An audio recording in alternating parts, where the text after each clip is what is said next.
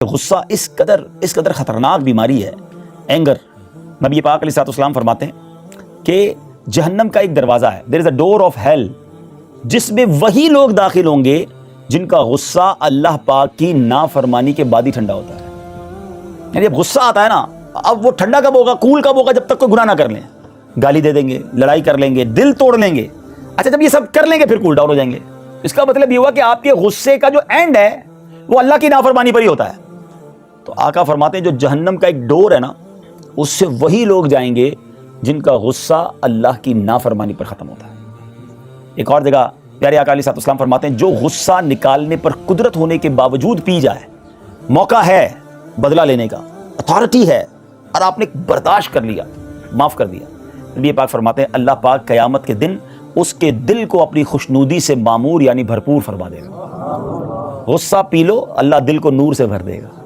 ایک اور جگہ پیارے آقا علیہ السلام فرماتے ہیں جو شخص اپنے غصے کو روکے گا، اللہ پاک قیامت کے دن اس سے اپنے عذاب کو روک لے گا. اللہ اکبر. عذاب سے معافی مل جائے تو اور کیا چاہیے؟ ادھر ہمیں کسی کو معاف نہیں کرنا ہے. اچھا ایک اور بات، بڑی رات آتی ہے، شب برات آئی، شب قدر آئی، یا اجتماع آیا، تو ہم اللہ سے کیا دعا کرتے ہیں؟ یا اللہ میرے سارے گناہ معاف کر دے، صغیرہ گناہ بھی معاف کر دے، کبیرہ گناہ بھی معاف کر دے. اللہ سے کہہ رہے ہیں یا اللہ میری ساری مسٹیکس معاف کر دے. ایک کوشچن ہے، تم نے سب کی مسٹیک معاف کر دی؟ ہم لوگوں کی مسٹیک معاف کرنے کے لیے تیار نہیں ہیں، نہ اپنی وائف کی، نہ بچوں کی، نہ دوستوں کی، نہ رشتہ داروں کی. ہم نے لڑائیاں لی ہوئی ہیں، ہم نے دل میں دشمنیاں پالی. میں نہیں معاف کروں گا. خود معاف نہیں کرنا ہے، اللہ سے کہہ رہے ہیں اللہ مجھے معاف کر دے. اپنے آپ سے پوچھو یہ ٹھیک کر رہے ہو؟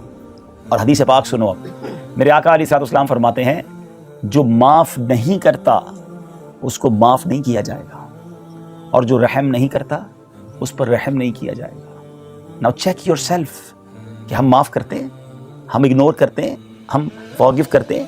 اگر ہم لوگوں کو معاف کریں گے پھر اللہ سے مانگو نا یا اللہ میں نے سب کو معاف کیا تو مجھے معاف کر دے. پھر دیکھیں انشاءاللہ کیسی رحمت برستی ہے. اچھا غصے کے نقصانات کیا ہیں؟ غصہ ہر ایک کو آتا ہے، مگر جب غصہ آئے تو اپنے آپ کو کنٹرول کریں.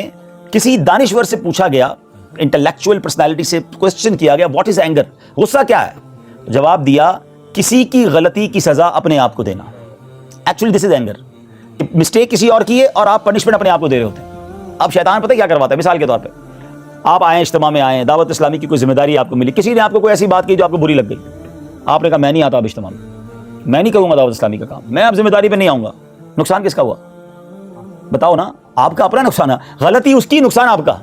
آپ نے دین کا کام چھوڑ کر اپنی جنت کا راستہ روک لیا.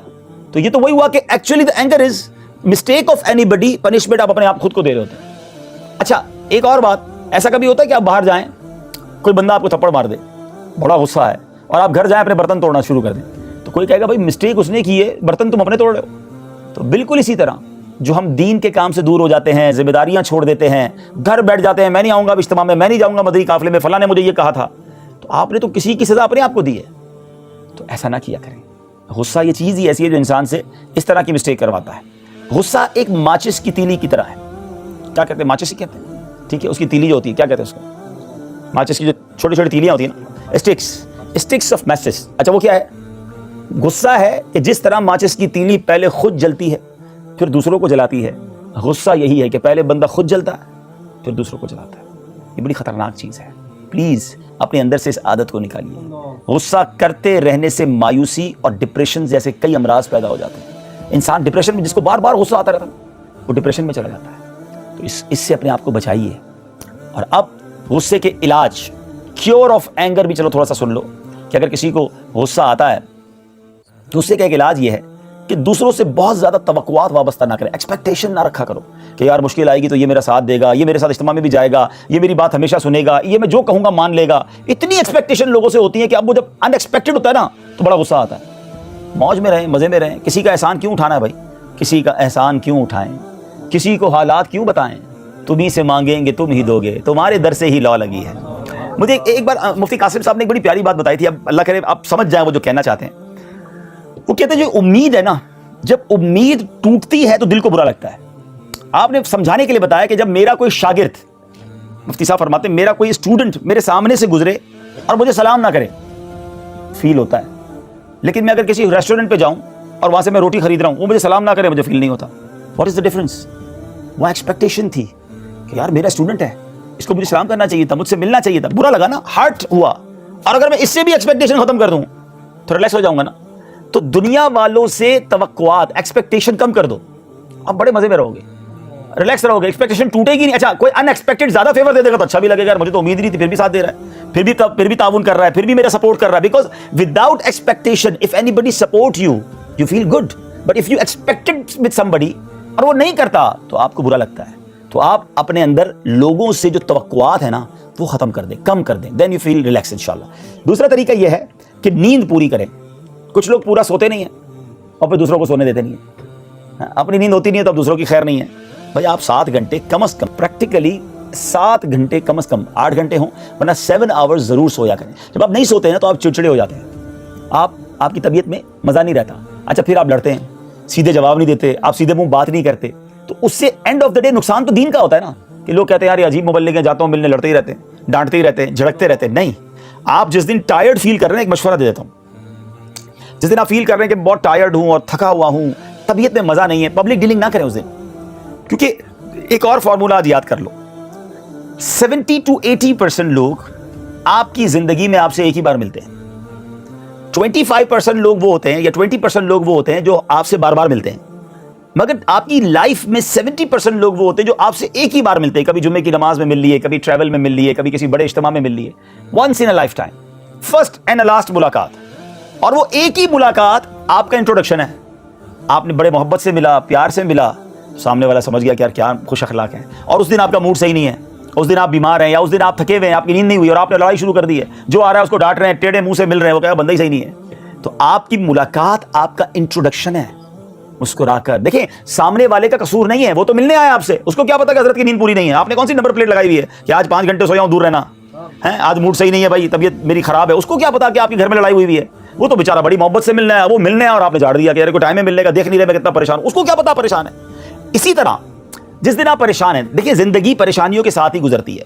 آپ کی طبیعت اچھی نہیں ہے, آپ کا موڈ آف ہے, if you are in any big difficulty and anybody called you, آپ کو لگ رہا ہے کہ یار اب میں فون اٹھاؤں گا نا تو صحیح بات نہیں کر سکوں گا, نہ اٹھائیں فون, بعد میں کال کر لیجیے گا. کیونکہ آپ نے فون اٹھایا اور اس نے آپ سے کچھ بات کرنا شروع کیا, آپ نے کہا کوئی ٹائم میں فون کرنے کا, پتہ نہیں میں کتنا پریشان ہوں, تو بیچارہ کہے گا حضرت آپ کی کال ملائی تھی, کوئی میسج آیا نہیں تھا کہ حضرت پریشان موڈ میں چل رہے ہیں, میں نے تو آپ سے دعائیں لینے کے لیے فون کیا تھا, مجھے کیا پتا آپ ڈانٹ سنا دیں گے. تو یہ ایک داعی کو یہ احتیاط کرنی ہے کہ whenever you talk with anybody اور meet with anyone, always meet with them اور talk with them with smiley face. گرم جوشی کے ساتھ, خوشی کے ساتھ, انرجی کے ساتھ ملنا ہے آپ نے. آپ کے پرابلمز آپ کے ہیں, لوگوں کے نہیں ہیں. اپنے پرابلم پیچھے ڈالیں, اگر لوگوں کو اپنے قریب لانا ہے تو اپنے اندر خوش اخلاقی اور اسمائل اور محبت دینی ہوگی. مزہ اس میں ہے کہ آپ سے کوئی ملے اس کو اپنے غم بھول جائے, آپ سے ملے اسے انرجی ملے, آپ سے ملے اسے ریلیکس ملے. مبلغ سے مل کر اس کو لگے کہ یار کیا ملاقات تھی, کتنی دعائیں ملی, کتنی مسکراہٹ ملی, کتنا گرم جوشی تھی ملاقات میں. آپ سے کوئی ملنے آئے تو اس کے غم کم ہو جائے. یہ آپ کی اور میری ذمہ داری ہے. تو پلیز اپنی نیند پوری کریں, ٹھیک ہے, طبیعت کا خیال رکھیں اور پھر مسکراتے رہیں. اور اس کے ساتھ ساتھ اگر غصہ زیادہ آتا ہے نا, یا کسی بات پر غصہ آ گیا ہے, تو جس کے اوپر غصہ آ رہا ہے نا فوراً اس جگہ سے دور ہو جائے, سامنے سے ہٹ جائیں اس کے, وضو کر لیں. غصہ شیطان کی طرف سے ہے, شیطان آگ سے بنا ہے. جب آپ وضو کرتے ہیں تو آپ کا ٹیمپریچر بھی اور آپ کا بلڈ پریشر بھی ڈاؤن ہو جاتا ہے اور آپ کا غصہ بھی کم ہو جاتا ہے. اللہ کریم مجھے بھی نرم کر دے, آپ کو بھی نرمی عطا فرمائے, محبت سے پیار سے لوگوں سے ملنا نصیب فرمائے. یہ پیار پتہ ہے کیسی چیز ہے, آپ جانور کے بچے کو پیار کریں, وہ بچہ آپ کے پاس آ جاتا ہے, پیٹ آ جاتا ہے, بلی چھوٹا سا ڈاگی ہوتا ہے جو آپ تھوڑا سا پیار کریں. جب جانور کے بچے کو پیار کرو قریب آ جاتا تو انسان کیوں نہیں قریب آئے گا. ہم صرف پیار کرنا سیکھ جائیں, ہم محبت دینا سیکھ جائیں. یقین کریں لوگوں کے اتنے غم ہیں, اتنی فرسٹریشن ہے لوگوں میں, اتنے ٹینشن میں لوگ, آپ صرف مسکرا کر ملے لوگ قریب آ جاتے ہیں, پیار سے بات کریں لوگ قریب آ جاتے ہیں. لیکن ہمارے پاس ایسا لگتا ہے مسکرانے کا بھی ٹائم نہیں ہے.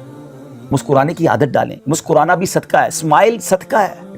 ہاں, اور یہ وہ خزانہ ہے جو ختم ہی نہیں ہوتا. آپ مسکرائیں سامنے والا بھی مسکرائے گا.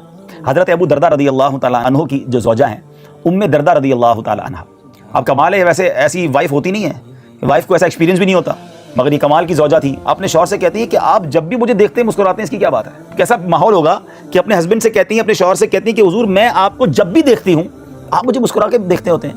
تو آپ نے کتنا پیارا جواب دیا. آپ فرماتے ہیں کہ نبی پاک علیہ السلام سے جب بھی میری ملاقات ہوئی, آقا نے جب بھی میری طرف نظر رحمت فرمائی مسکراتے تھے. جس کی تسکین سے روتے ہوئے ہنس پڑے, اس تبسم کی عادت پہ لاکھوں سلام. آپ یقین کریں آپ کا 70-80% جو کام ہے نا وہ انہی چیزوں سے ہو جائے گا. آپ نرمی اختیار کر لیں, مسکرانا شروع کر دیں, محبت سے ملنا شروع کر دیں, اللہ مجھ سے اور آپ سے خوب دین کی خدمت لے. صلو علی الحبیب صلی اللہ تعالیٰ علیہ وسلم.